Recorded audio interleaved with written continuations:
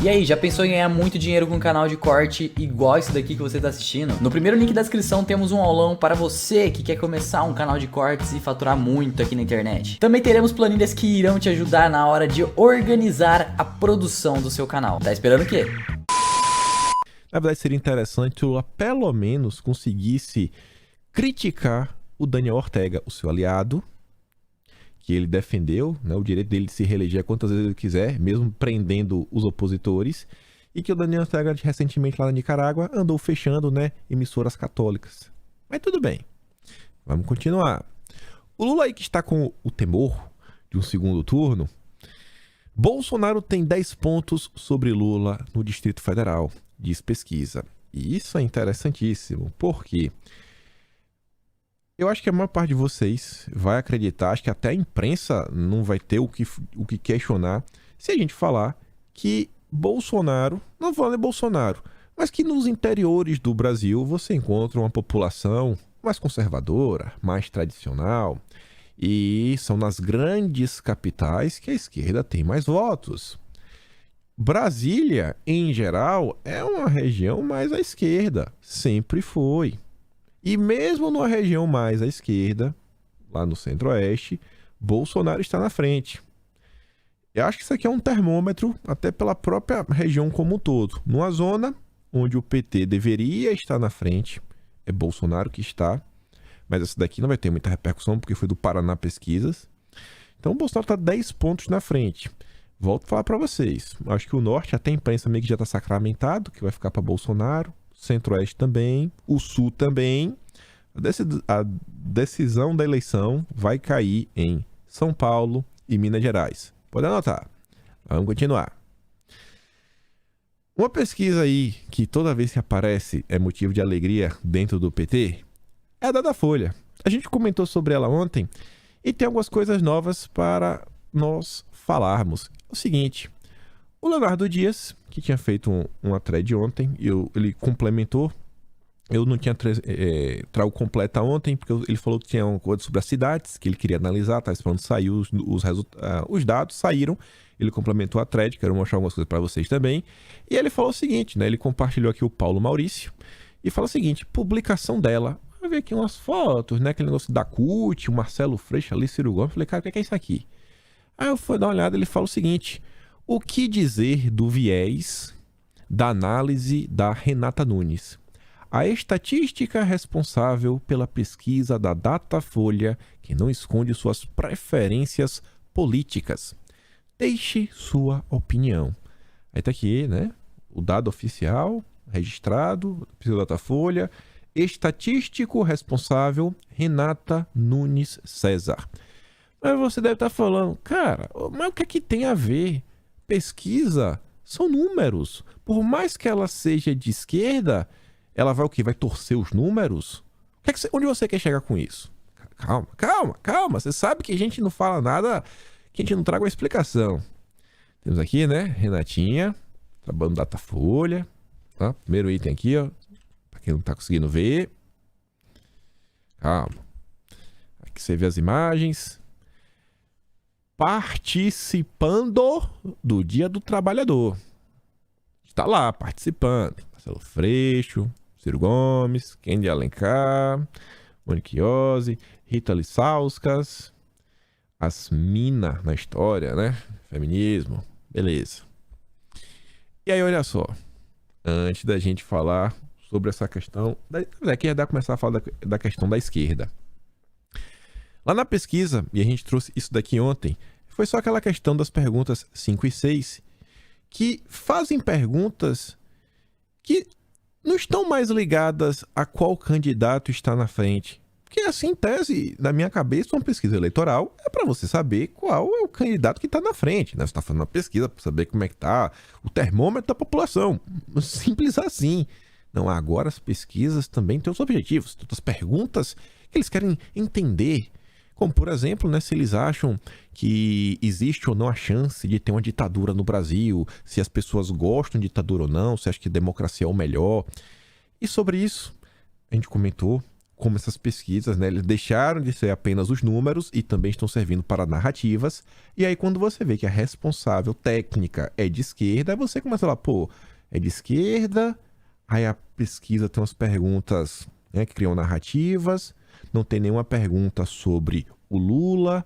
Por exemplo, pergunto na pesquisa se você acredita no que Bolsonaro diz, mas não tem perguntando você acredita no que Lula diz. E enfim, sobre essa questão de ditadura, olha só que interessante. Contra a ditadura, 75% dos brasileiros preferem democracia. É o que a gente estava comentando, aqui é só para provar.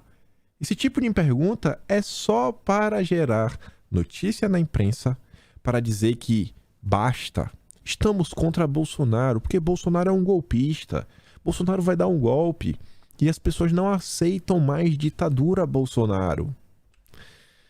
Datafolha é ruim para Bolsonaro e empresários já começam a abandonar o barco e piscar para Lula.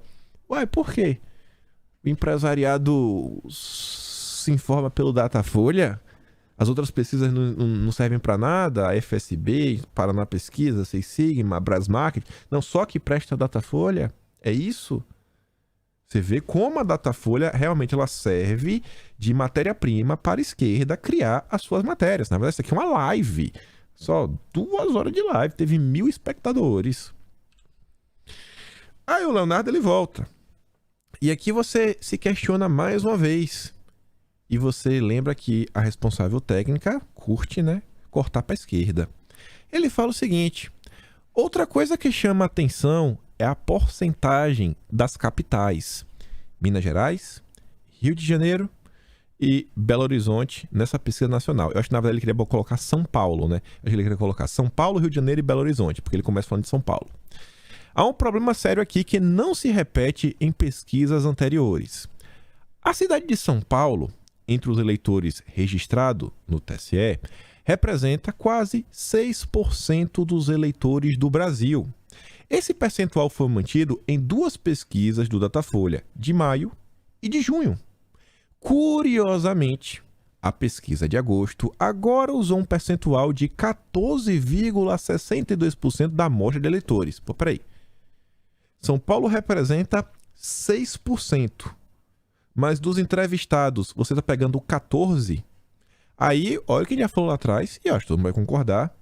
As grandes cidades, em tese, possuem uma população mais progressista. Você consegue achar mais pessoas de cabelo azul? Logo, se você distorce esse dado, em vez de pegar os 6%, você pega uma amostragem de 14%, você tem uma porcentagem maior de achar pessoas mais à esquerda. Logo, os números do Lula podem estar inflados. Estranho. Essa inflação amostral também se repetiu no Rio de Janeiro. No Rio, onde há 3,21% dos eleitores, essa proporção também foi mantida em 2 pesquisas. Agora, inflou para 10,72%. Aumentou 3 vezes. Seria a mesma coisa de você reduzir, em vez de pegar 6% de São Paulo, pegar 1% e você aumentar no interior, que é uma região mais à direita. Então, se você quer fazer uma pesquisa, você deveria seguir, né, um padrão de amostragem. Em Belo Horizonte, também tivemos esse efeito. Belo Horizonte tem 1,24% dos eleitores, percentual este também mantido nas pesquisas de maio e junho. Agora, em agosto, vimos esse percentual saltar para 7,80%.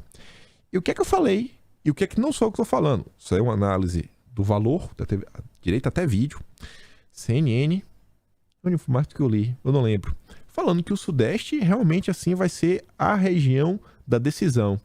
E esse pequeno erro, né, essa pequena inflação amostral que o Leonardo detectou está se dando no Sudeste, no maior colégio eleitoral do Brasil, Minas, São Paulo e Rio de Janeiro. Que interessante. E aí você lembra que a Renatinha corta para a esquerda? Aí o Leonardo continua. Os bairros onde foram feitas as pesquisas nessas cidades também foram publicados. Pô, então dá para saber. Foi em Bairro Nobre. Será? O pessoal acho que diz que em São Paulo o bairro mais esquerdo é a Vila Madalena. Será que foi lá pesquisar na Vila Madalena? Quantas pessoas da Vila Madalena foram entrevistadas? Aí ele diz, mas considera essa informação inútil. Ué, como assim inútil? Se for na Vila Madalena, a gente sabe que tem uma tendência a ser mais de esquerda. Mas o Léo continua, já que não vem acompanhada do total de amostrados de cada bairro. Isso é falta de transparência total. Opa! Quer dizer que a pesquisa fala o seguinte, não, a gente fez a pesquisa nesse bairro, nesse bairro, nesse bairro e na Vila Madalena da esquerda, tá? E quantas pessoas foram na periferia, Zona Norte, Zona Sul, Zona Leste e na Vila Madalena? Não sei. Será que a pesquisa pegou uma pessoa de cada bairro e o resto tudo da Vila Madalena? Falta transparência aí na Datafolha. Falta muita transparência. Mas você não pode questionar porque a Datafolha, o UOL classifica como um dos institutos mais tradicionais do Brasil. Isso porque eu posso entrevistar muita gente em São Paulo, mas posso ter muito mais entrevistas em determinado bairro do que em outro. Sem ter essa informação, fica difícil entender de fato o que é que está acontecendo. O fato disso ser feito em capitais ajuda ainda mais a esconder fatos. Considero uma absoluta falta de noção, falta de transparência, falta de qualidade e com excesso de viés essa pesquisa. Ela cria uma subdimensão do Brasil e a divulga como uma verdade absoluta. Não é que ela divulga como uma verdade absoluta. A imprensa, trata a Datafolha como o cálice sagrado. Essa é a verdade que eles querem que nós vejamos. Mas é impossível ignorar todos esses fatos e números que eles mesmos estão divulgando. Eles contam com a ignorância do povo para continuar nesse processo, mas estamos tentando aqui mostrar essa realidade para vocês. E aí volto numa coisa que a gente trouxe no vídeo ontem, que é a parte anterior da thread do Leonardo, para quem esqueceu. Uma das perguntas, e que não foi divulgada pela Datafolha os dados, é a pergunta 4.